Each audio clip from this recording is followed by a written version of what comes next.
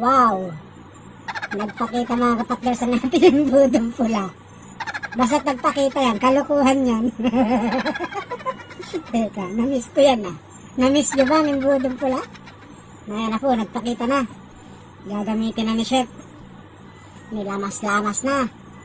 Ano naman ito nga pag-experimento. Ay, naku, namiss ko to. Mga ilang araw kang puro upload mo, puro seryoso. Na po. Binulangan na. Anong luto na naman? Anong purpose na naman ng budo?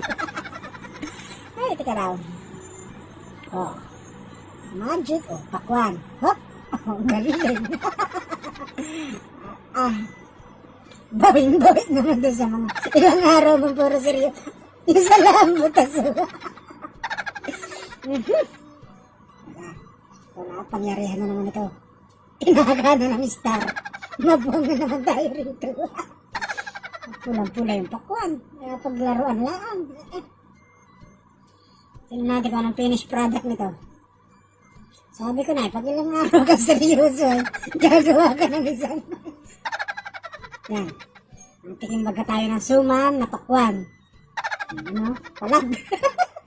Lagay sa steamer. Kapainit ng tubig. Binabuog din.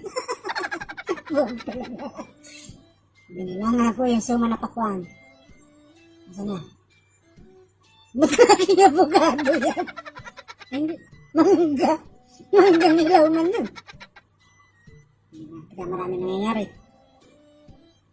Ubas. Kung ang... Wala din. Hi, for today's video. Ayan. Wala. Pagtsagayin ninyo. Istikin. Tanggalin. Agayatin. Ano naman yung star-star na yan.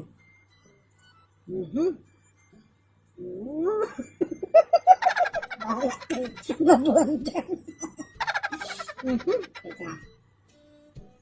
Yan na. Masok ka huli. Kakahuli at nang may design. Sabihin na siya po kayong pakialamanin. Pakialamanin kayo. Paglaruan tayo ngayon ni Chef. Ay. Gulaman. Gagawa siya na napakasarap na gulaman. Ano yung pakwa natin, Galing kanina sa typewriting yan, yung pakwa na yun.